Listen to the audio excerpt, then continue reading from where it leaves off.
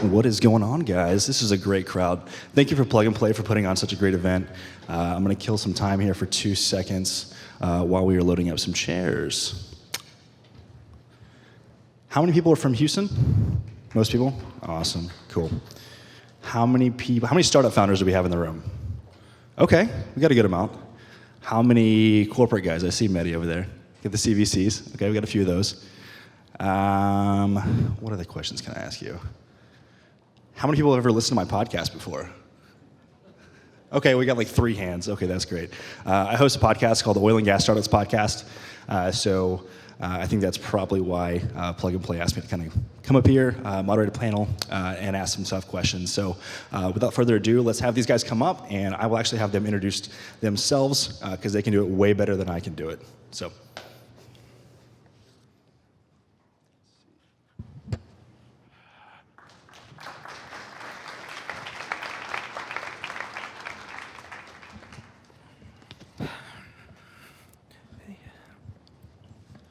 All right, so really quickly, we have Mark Hughes, who's the midstream strategy manager at Phillips 66, right here. We have Barbara Berger, who's the president of Chevron Technology Ventures. And then we have Doug, I'm going to butcher your name. How do you say your last name? Kushneric. Kushneric, there we go. He's technology as scouting and ventures at ExxonMobil. And lastly, we have Bradley Andrews there on the end, who's one of the presidents of digital at Worley Parsons. So really quickly, if you guys could go through and just introduce yourself and a little bit about what you actually do at each of your respective organizations. Okay, great. So good morning, everybody. My name is Mark Hughes with Phillips 66. Currently, I lead up a team that's the midstream strategy group for our company. Our strategy is really focused on continuing to grow in the midstream space. So a lot of our capital is deployed there, both from a physical infrastructure perspective, but also when you think about digital and transformation of our business, a lot of that is focused in the midstream space as well. So I have a big role to play there.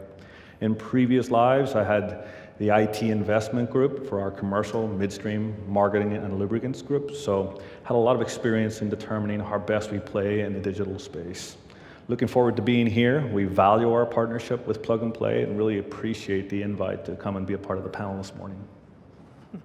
Very well. Barbara? Okay, good morning. I'm Barbara Berger, president of Chevron's Technology Ventures. So if you don't know us, we just celebrated our 20th birthday and longest running corporate venture in the energy space. We're based here in Houston. We do from sort of ecosystem development through to opportunities all the way through to integration into Chevron. And so it's kind of a full value chain relative to that. Our focus is core oil and gas, digital, and then the future. And so we have funds that map to those.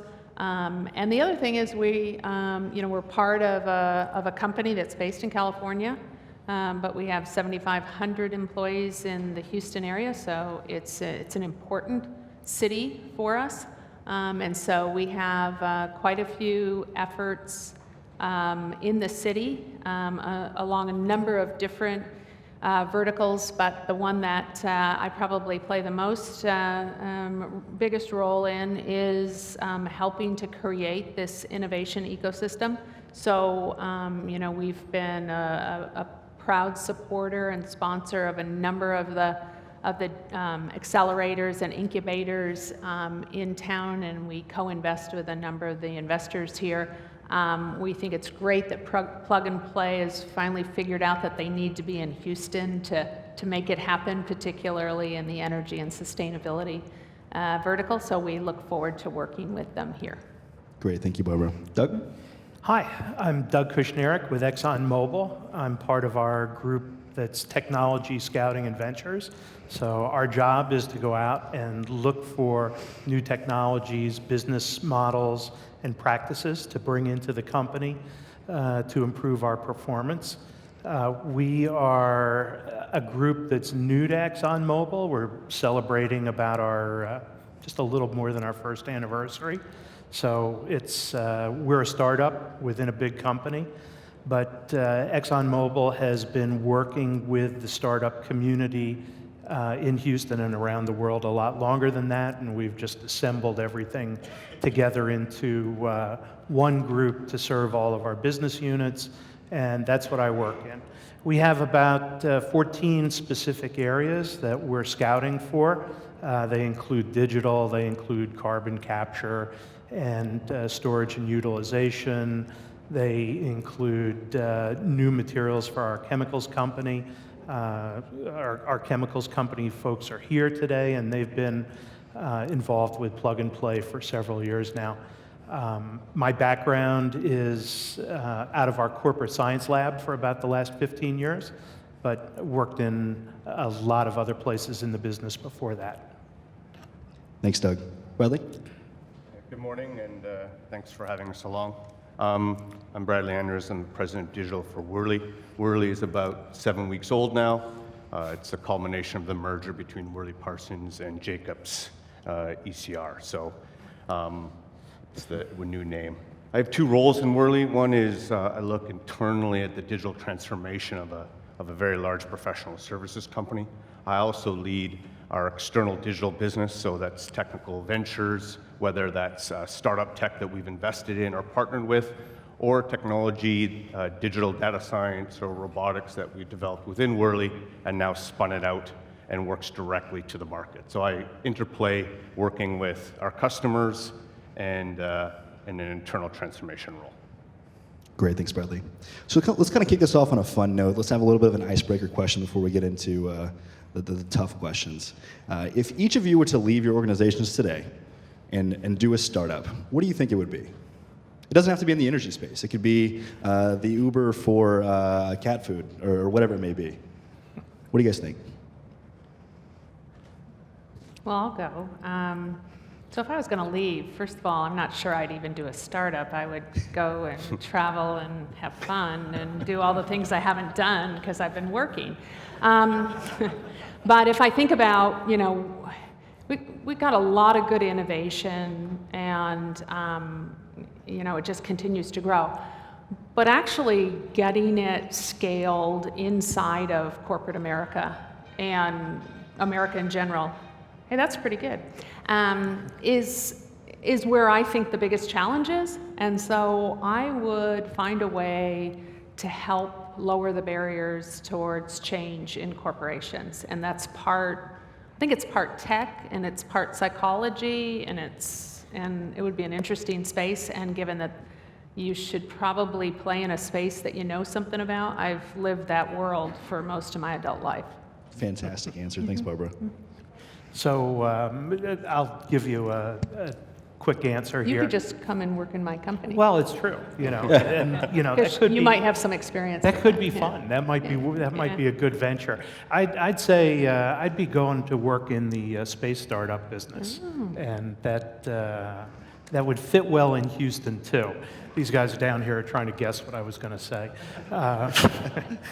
Apparently, somebody just won $5.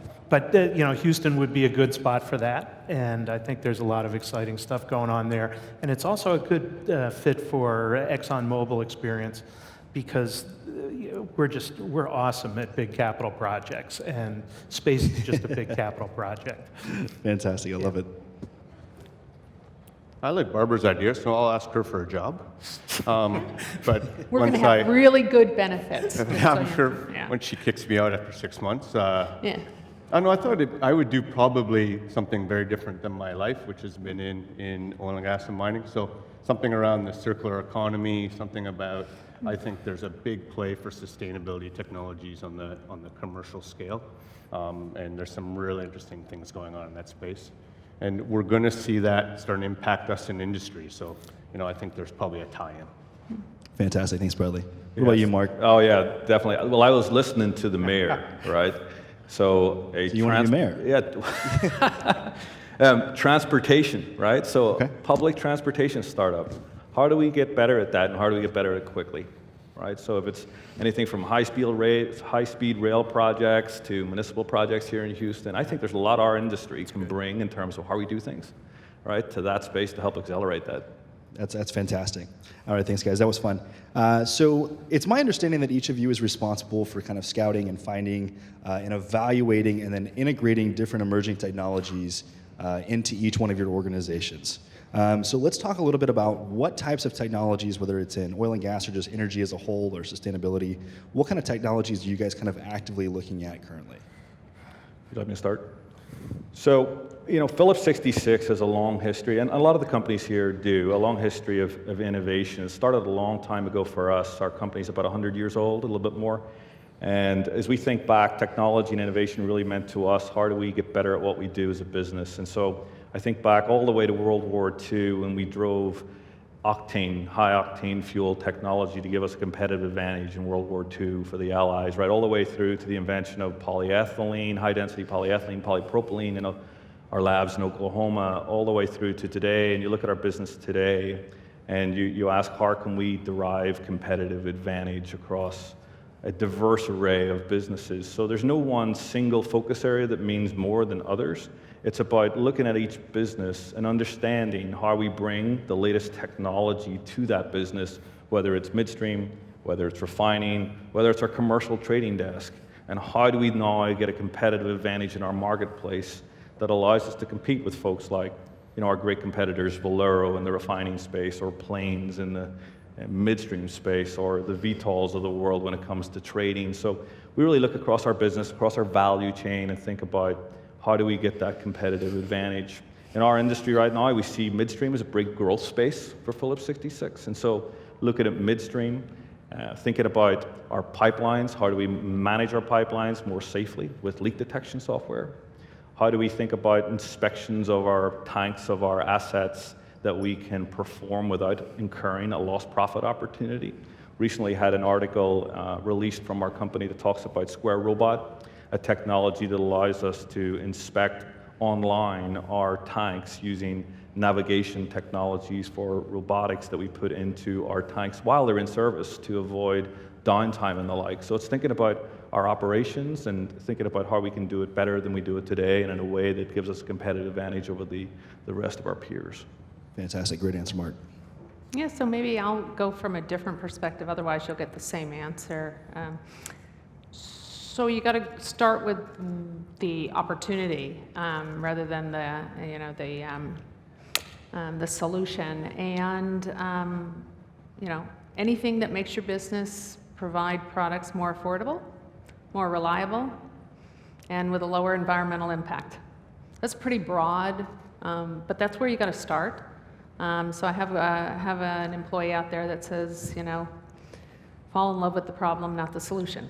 So I think, it gives the team a pretty broad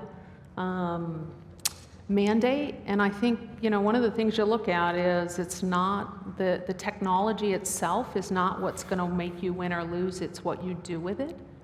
And so that's where I think the looking at it and envisioning, one, is there something there? And two, like, is this gonna help with the affordability, reliability, and the lower environmental impact? I think that's the game. And so I never want to call out any technology. It's kind of like kids and stuff. But it's a pretty wide open playing field, and our employees find their opportunities. Fantastic. Thank you, Barbara. Mm-hmm. So we have a pretty broad want list, and when we say we boiled it down to 14 things that we're looking for, they're so broad that it sounds Only like 14? 14,000, right? It's a pretty broad list. Our real corporate challenge is to figure out how to deal with this dual challenge of providing energy to the world and to bring up folks into the middle class in these growing regions of the world, and to do it in a way that's environmentally responsible and worrying about challenges that we have with CO2. So I'd have to say that general theme kind of underlies a lot of the things that we're out there looking for without getting overly specific about it. Certainly things that relate to new materials is a big deal for our chemicals company part of the business. We have a huge presence in the growing oil and gas business in the west of the United States, now that we've become one of the premier producers of oil and gas in the world. So there are a lot of big business challenges and societal challenges that go with them. Just one quick comment about how you find out what you're looking for, right? So I like the comment about don't fall in love with the solution. We talk to our senior leadership about what they want and what they need and what's keeping them up at night. And there are a lot of mechanisms that you can use, but there's no substitute for asking the people that are running the business what it is that they really need to change their lives. Great, thanks, Doug. Maybe I'll take a different angle again, as not to be redundant. A part of, we help our customers with their facilities, and the technology has to get to the physical world to, generate the benefits that Doug and Barbara talked about. So we think about if the technology is going to be employed out in the field someplace in 30 years, how do we get that back into the earliest phase of design, right at the concept phase? And therefore, we're not retrofitting, it's actually part of the data strategy, part of the digital strategy, part of the automation strategy, part of the operation strategy, all the way through. So maybe less on the technology, but more around how quickly can we get it back into the early business case? Fantastic. And I think one of the common themes that we saw with a lot of your answers was that you're going to the the corporate leadership and identifying some of the issues, and that's going to kind of drive some of the decisions that you guys are making. Let's kind of flip the script a little bit. Do you guys kind of have any feedback mechanism from going from the bottom up as opposed from the top down? In my experience, coming from the military prior, and if you were to go to one of the generals and ask them what the problems are, it's going to be very different than asking one of the grunts who's doing all the manual labor. Yeah, I love that, because I think the top-down approach sets strategy and intent and allows you to understand where the business is trying to go and how you can be successful in the marketplace. And then we bring solutions to the problems we face as we try to execute those goals. An example for us, though, where the bottom-up process has paid off dividends is the digitization of our field processes in our midstream group, and now in our refining group also. We're trying to get away from paper forms and manual operator rounds, as we call it, within our business, and move to a fully digitized process for managing our assets and allowing our operators to have the tools to do that, right? And so, of course, our usual approach was to tell the operators what they needed and give them the devices and tools that allowed them to go out and be successful as we framed this digitization strategy for Phillips 66. Of course, where we learned the most and where we really got the value is once you put those tools in the hands of the operators, the things that they now tell us that they can do massively outweighed the number of value drivers that we thought really existed for that activity as we took that downward approach with the technology. So putting the technology in the hands of the operators really paid dividends. And what we find is we do that across the business. It's not just in operations, but when you work with our traders and we give them a solution or a trial solution of sorts, they tend to tell us, look, if it was this way or that way, it could be 10 times better, and that's where we really get the value. So it's that iterative approach between management setting a strategy, the team that's responsible putting the tools in the ground, executing the project, and then taking that feedback so that you can make that solution better as you continue to progress. Great, thanks, Mark. Yeah, I would say it depends. And that's really the fun opportunity. So you can, so I agree, I started off with my fake startup that it was going to be helping companies go through change. And if you can get something that really takes off because a worker in the field, in a plant or an office just sees it and immediately their job is easier, that's low barrier change. Some innovation is going to wipe out that person's job or going to change that job. So going to that person, you may or may not get a good reception. And some things, you don't have anybody in that space. So I think you have to be flexible about where you go to seek for that solution. And that's something we've been working on is what are the things that are going to spread like wildfire? What are the things that are really transformational that you need to kind of get past the tactical operations of today? And so of course I like strategy, and I kind of like, the whole psychology of change. And so I think every one of them, you kind of have to think, so how is this going to get into the mothership? And some of it is bottom, some of it's the top, and some of it's some person that's thinking 5 steps ahead and wondering, wow, I wonder what those corporate executives are really thinking. You got to also get that person on your Rolodex. Fantastic. Thanks, Barbara. Yeah, so the bottom-up component is really important. For a long time, we've had programs, and I'm sure my friends here have as well, that are kind of like internal venture funds, where it's easy to bring ideas forward, pair external ideas with an internal need, and solve a problem. So that's an important mechanism for us across many of our business units. You find that stuff like that is easy to do in many of the things where people have a day-to-day tactical worry or operational worry, where they can see things and they know that it makes their job easier, and you solve it like that. Mark mentioned inspections and Square Robot. So that's an example of a type of robot technology where it's easy for the people that are doing the work to see how it changes their lives. We do a lot of work in our group to try and figure out how to reduce the friction points to bring things in, and there are a lot of methods that you can use for that. It's really a long story, but working with the folks at the bottom up to bring things in is how you're going to get the buy-in to move the company. Fantastic. I think it's change of attitude and us in management. You know, people ask me, how do you promote innovation? I actually don't think you can. I think we can just not suppress it. You know, we've been to sessions all the time. I'm going to pick on Saeed. Saeed, go take 4 people, go over there for 10 minutes, come back 10 minutes later in a butcher paper with 5 game-changing ideas. It's not how our brains work. It's not how ideas come to light. And so management, we're amazing at suppressing innovation. We are. That's why we, not inadvertently, we do it, subvertively sometimes. And so if we can move to this thing of just trying not to suppress it. So when someone gets an idea, they're safe to go through the process to go, hey, I put my hand up. Or we'll listen to it, we'll fund it to a certain point. Not everything, Sometimes ideas need to go away.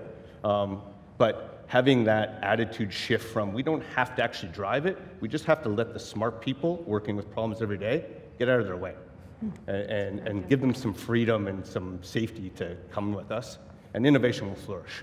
So I think it's just a change in attitude, I think.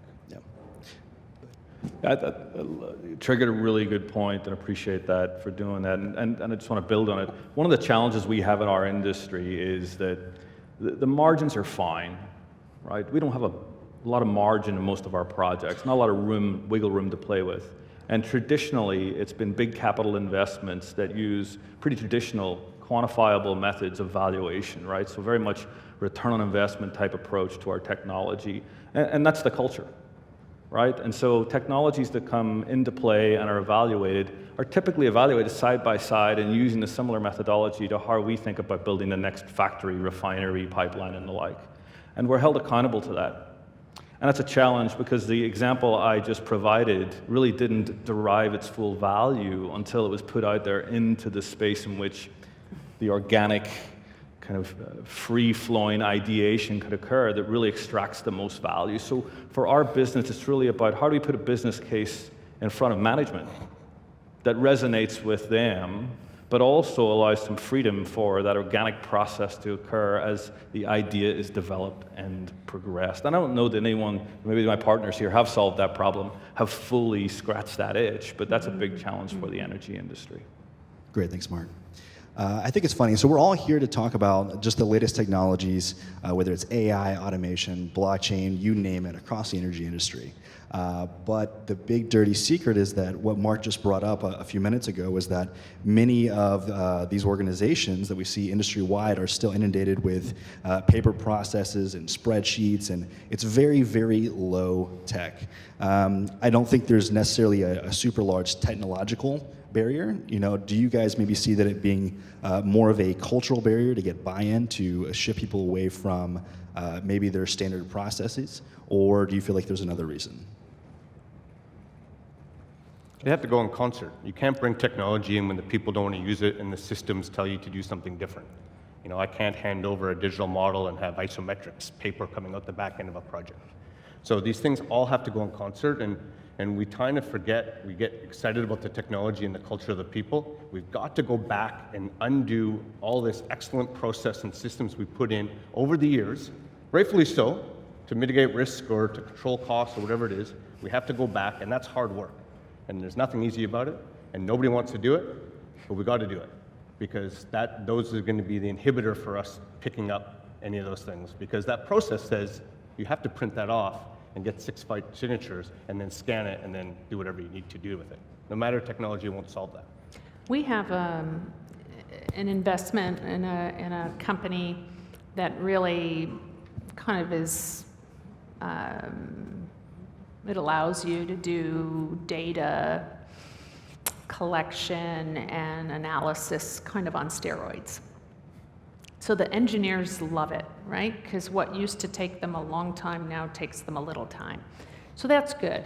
But the real transformation is what decisions a company makes based on this new capability. Because we don't do things because now an engineer can do things in a morning rather than a week. I mean, that's not going to raise your share price, but what's going to raise your share price is you can make different decisions. You can make decisions that you never were able to make in real time. And so that's the part where it's probably less about the hard tech, because now you have all the data. So you can't run from it, but you can make decisions in real time and different decisions. And I think that's where, to be honest, it's leadership changes, it's behavioral changes, it's how teams work together. And I think that's the really exciting part, and that's the part that's transformational. Fantastic. Yeah, the challenge that we face on that, if you caught what I said earlier about business processes, new business models, in addition to, operating technologies, trying to bring in these things that are kind of new to the way that you do work is a big deal, and there's always a big human component to that when you're bringing a new system or set of work practices in. I don't know that it's hard to find those opportunities. Actually, I think those opportunities are everywhere. The trick is to figure out how to bring them in and to do it efficiently and make sure that it kind of flanges with your organization's mission. I think you touched on, and sorry, Mark, we talked about before, and I'll hand it to you, but you touched on probably the one most underrated thing that I'm seeing, which is the business model and the commercial model that goes along with these new technologies, and how we buy and sell from each other, how we trade services. It's going to be much different in the future because of technology than today. And that's another area where we have to figure out what those commercial models look like, because in this new area of driving data, it's not going to be deliverables based, it's going to be something different. And I think we're all struggling with that. Sorry, Mark. Yeah, agreed. I think as we look to deploy, solve problems, but deploy solutions to solve those problems, dealing with processes and internal processes in companies like ours is exceedingly difficult. I'll echo the point a moment ago. And what happens often is that the solution is brought in and force fit into the existing processes because they're just so hard to change. And you end up customizing the solution in a way that ultimately works for a time to fit the processes you have, only for the market and the business to change over time. And instead of going back in and revisiting those processes, you customize that system further to where it looks like a mutant of itself 10 years down the line, and you regret everything you've done, right? And that's because as solutions are thought through and brought to companies like ourselves, often the processes are forgotten. And the internal work of engaging in those process modifications and starting, in fact, with the processes and then fitting the solution to the processes, it's just hard work that a lot of companies like ourselves have had or have lost over time the expertise to do. More and more companies are starting to have in-house development teams, very large teams, especially in oil and gas. This is becoming more of a common trend. How do you guys evaluate as an organization what to build versus what to buy versus what to invest in and not cannibalize yourself?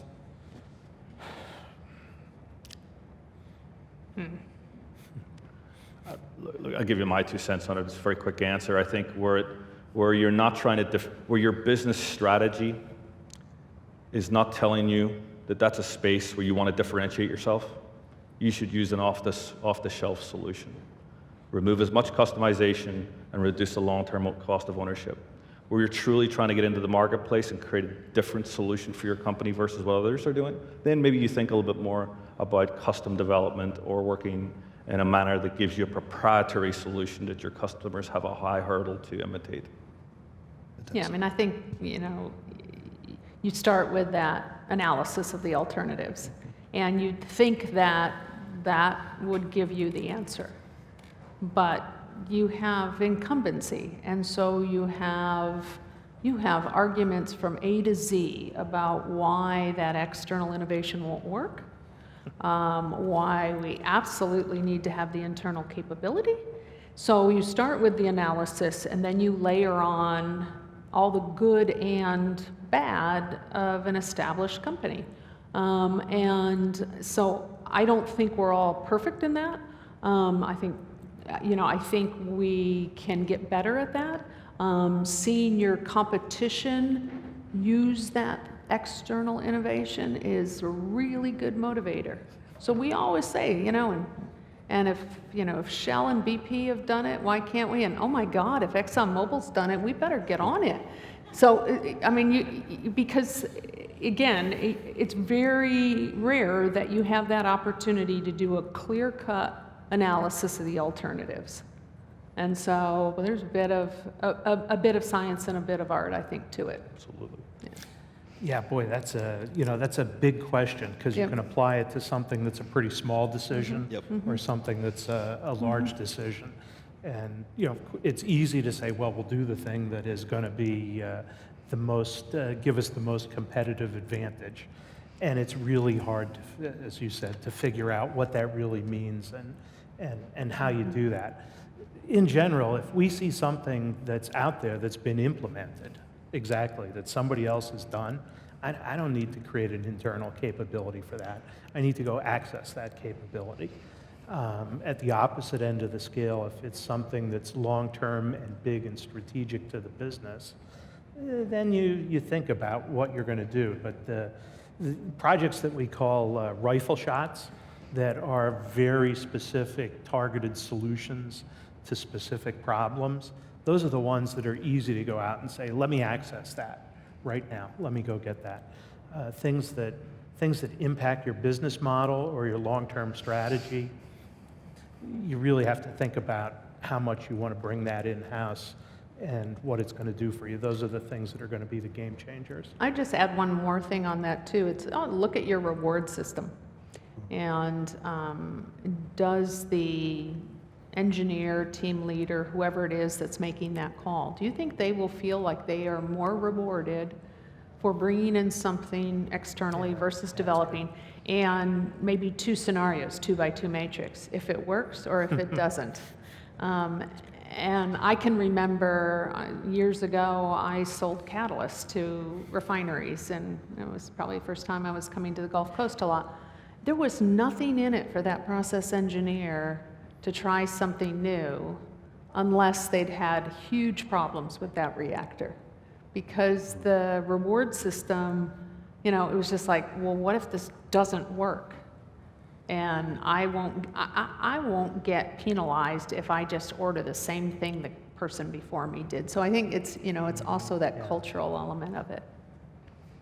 I don't think it's any black and white. You go through a process and you have smart people that you make decisions. I guess whether it's internally or externally for us, we would probably look at 3 things. One, do we truly have a meaningful rate to play? If not, we're going to buy and borrow it. The second is, is it early enough to lead? And 3, is it big enough to matter? And if those things come out, then maybe I'll contemplate a build. But once you get into these, especially internal builds, the total cost of ownership and the pride of what people build, these things become a cottage industry, and they're tough to take out. And so we're very cautious. However, when we make the decision, you have to go all in, because there's nothing worse than building your own and nobody uses it. So backstage, we were talking about a little some controversial stuff. So let's push some buttons. Some of the large Silicon Valley firms have come to various oil and gas conferences and made some comments that have upset a lot of people. They have essentially come in and said that you guys don't necessarily know what you're doing with technology, and we're going to come in and solve all your problems. But yet, time and time again, many of those initiatives have failed, regardless of how much money they have thrown at the problem. Why do you feel like that's the case? Or if you disagree, then feel free to voice your opinion on that as well. You know, I think we think about how you identify problems, understand those problems, I think it was mentioned a little earlier, and then apply the right solution. And that's got to be a partnership between the group that understands the problem set best and the group that understands the potential solutions best. And I think it would be narrow-minded of us, the industry, to believe we can do it ourselves.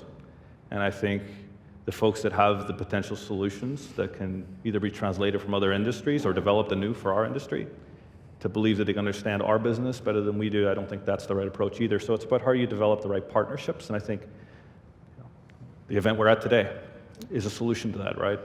The relationships we have with Plug and Play and the venture groups we're setting up within our industries are ways to kind of bridge that gap. So I think it really has to be a partnership. We understand our business very well. While putting molecules through a refinery and getting gasoline out the other side seems fairly simplistic, it's fairly complex. Difficult to convey that without a deep and meaningful understanding and partnership with a solution provider that is over the long term rather than the short term, and in a manner that allows us to be most collaborative towards potential solutions. Great answer. So, The only thing I'd say is, I mean, we learned this in kindergarten, right? You got to work and play well with others. So if you come in and tell people you're idiots, you don't know what you're doing, we can solve your problems, that's probably not a good start. I'm not likely to want to take the call. It's the marriage of the tech and the domain expertise, and to be honest, the smart companies figure this out, because if they don't have that expertise, they hire it or they partner with it, as you said. So, I mean, I think on either side, arrogance is not going to come to the solutions in the right way. yeah, I mean, almost everybody in the room knows the scale and the size of our business, right? And I think there were challenges, if you go back 5 or 10 years, that people didn't understand that were coming from the outside of the business, just how big our business is and what at scale means for us. So I kind of view that as one of the big challenges coming in from the outside on this. I mean, if we have to move, we're sitting a couple miles from NRG Stadium, right? And if I've got a supply chain problem, I have to fill up NRG Stadium with product and move it from Chicago to Toronto, right? That's not something that you can solve in a supply chain, startup way without a lot of really tough thinking on solving the problem. That said, we've got a ton of problems that are amenable to ideas coming in and solving the simple way to do things. And I think there's plenty of opportunity for those. It's just kind of finding the right marriage of the ideas and how they're going to scale in our business. Yeah, I'll tell you what I tell them. I meet with them all the time, and it's really tough to me to partner with a company that can do everything everywhere better than me. A partnership means that we bring both value to the table, and that's just an open listening. I love the different perspectives, but when perspectives turn into hard biases on either side, really nothing gets done. So I think it's just, a bit of growing pains, a bit of we can do this together, but everybody's going to have to just, calm down the rhetoric and the hype a bit. Great responses, guys. So each of you are responsible for working with a lot of startups and seeing a lot of different technologies. We have a lot of startups in the room who would absolutely love to work with y'all's organizations. As a startup founder myself and having worked with some of y'all's organizations, what advice do you have to give to some of these startup founders for working with you guys and making that process painless, and maybe even kind of provide maybe some of the requirements of what you're looking for, either in the technology, the stage, the management team, things like that? Well, a couple of things. We've been at this for about 20 years, so we'll always take a look. So you should know that. Tell us what you have. Don't maybe presuppose that you know how we will find value, but tell us what you have. Tell us how it fits in the context, so we want to understand what you think about your competition. Don't believe that you can solve the enterprise problems today, because that's probably not going to end really great, but we'll just start with a small problem within the company. And our job is to help, because we want more innovation, we want more suppliers. The suppliers we have are not enough. And so if you're good and we see value in what you have, we are going to be your biggest cheerleader. Fantastic, thank you. Yeah, I think the trick is to find a way to talk about what you can bring to the company that you're talking to. We'll try and have an open dialogue about what our needs are, and having that back and forth about what is it that you can bring to solve problems that we have is kind of key. It's not unusual for people in startups to pivot 2, 3, 4 times before they find the actual market or the highest value use of their idea. And it's not unusual for us to do that as a big company, or when we're working with startups. Great. Patience, resilience, everything else you need in a startup. You're working in a corporate environment. Things will never move as fast as you want them to, so be patient with us. We're trying. I'm glad you guys are aware of that. All right, I have no clue how we're looking on time, so I'm going to ask one more question, then we're going to move to a Q&A. Equinor and Saudi Aramco Ventures recently invested in a company called Data Gumbo, which is a blockchain as a service startup focused on the energy industry, specifically in oil and gas today, but I know they're planning on expanding. They also were the company that won last year's pitch section of today's very event. Do you guys feel like blockchain will have a dramatic impact on this industry? Why or why not? And are you guys kind of evaluating blockchain applications for your businesses today? So I'll do a fairly quick answer to the question. I think it's a potential solution to problems that we have in our industries that the folks beside me have in their companies and their businesses as well. But I think you've heard from us already today that it's about identifying problems and then looking at solutions that fit. And so we're evaluating blockchain in the same way as we evaluate other technologies, potential solutions to the problem set. Certainly we see applications for it, right? I think some of it is maybe a little, we have to have patience with the technology as we look for where it fits best in our business, and patience with the business as it figures out how best to use it. So I don't know that it lives up to the hype necessarily, but certainly it's a solution that will have fit for us potentially in our commercial business. We look to better manage our data, but I think we still have a ways to go before it's applicable directly today. I think some of the opportunities are it's more of a platform. So whether it's a trading or various parts of the business where there's a lot of back office, there's a lot of verification, validation. So I think there's opportunities, but I think it's a platform. It enables changes to the business. If you don't do the changes to the business, I don't think there's the value. Yeah, we know Data Gumbo pretty well from events in the ecosystem in Houston here. We're for sure looking at a number of blockchain opportunities. If you talk to the folks internally who are charged with this, they have a great set of activities that could be a 20-year plan for us. The question is, what should we do in the next 6 months? Is kind of the hard question on that. So a lot of opportunity there, and we're part of other discussion groups in the Houston ecosystem that are looking at how to apply blockchain into oil and gas. So yeah, Blockchain to me is, how do I describe it? Just because you can doesn't mean you should. And a lot of blockchain solutions can be solved by good data governance. I have a hypothesis, however, that we're causing a lot of trouble with some of our data science models, that blockchain may be a solution in the future around who owns the algorithm when there's multivariant inputs, and how do we track the evolution of these, especially of these algorithms, we start making decisions in the real world. So, I still think blockchain for us is a contact sport. We're learning while doing it and testing it. We haven't cracked it yet, but its time will come. Fantastic. Great answers, guys. All right, really quickly, we're going to roll into a Q&A. So whoever has questions, we've got a guy here in the back. Go ahead and raise your hand for everybody. He's got our microphone. Please do not be shy. You have some great panelists with a wealth of just knowledge in this space. So please speak up.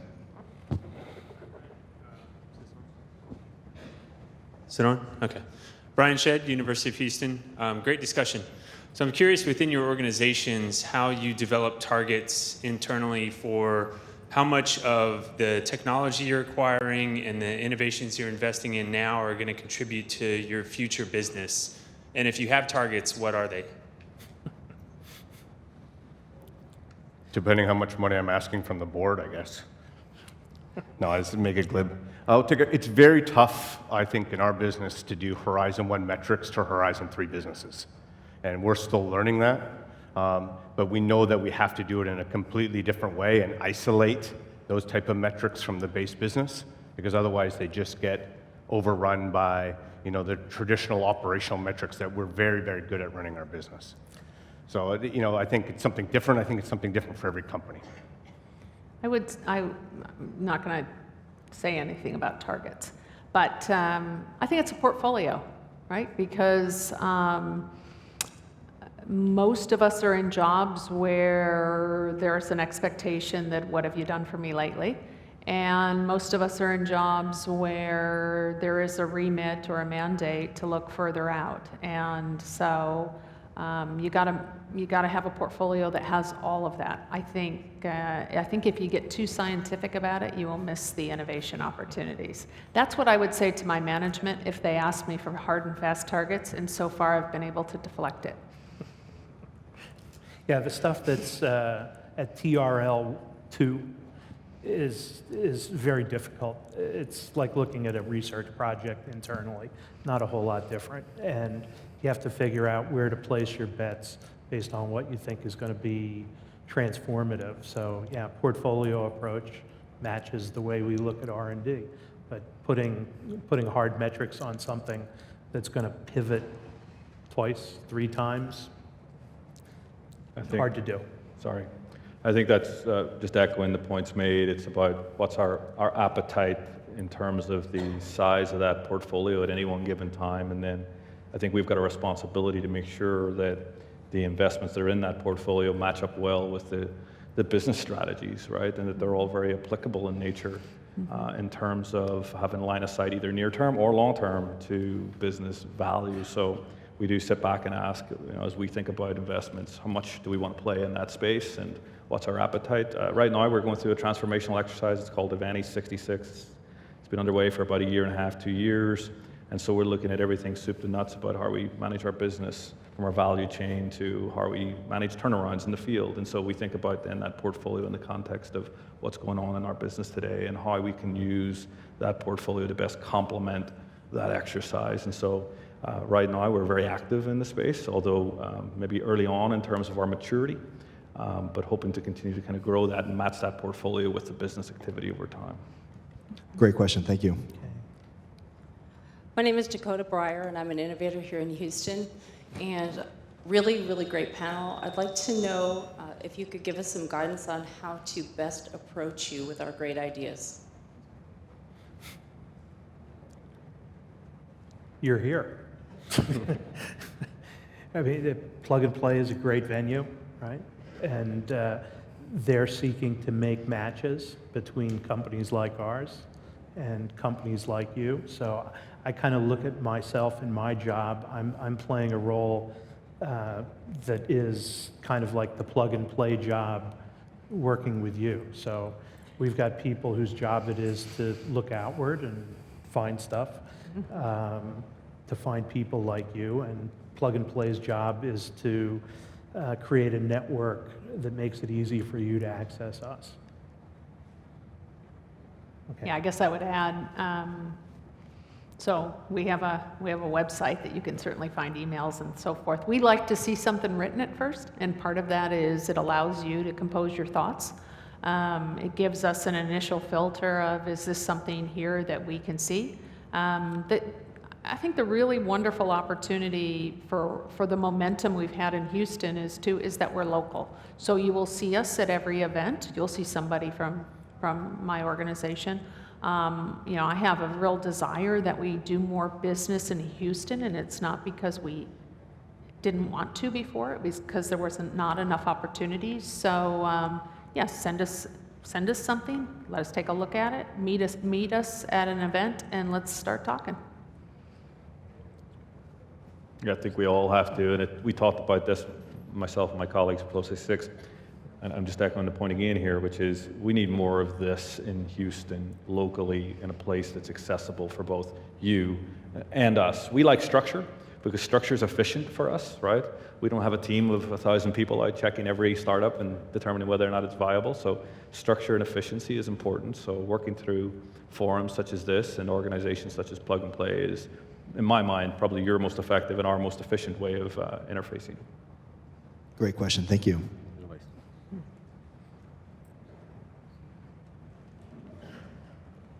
Hi.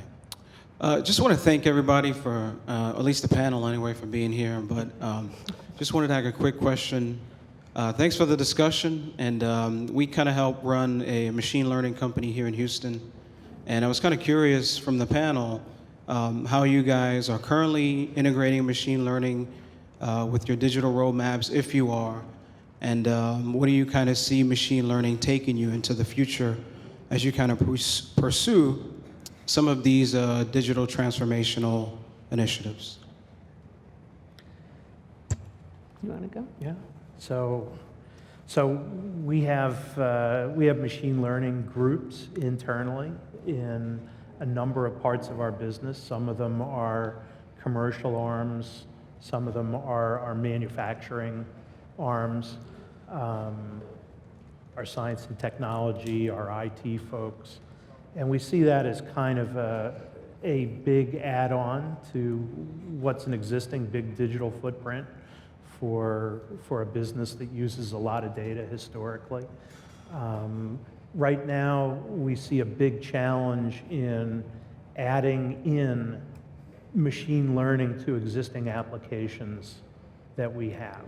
Right? We all have big compute infrastructures with big scalable applications, and finding the right way to slot in the specific magic of certain applications into that bigger ecosystem is something that we need to work. So that's where we see a fit for folks like you.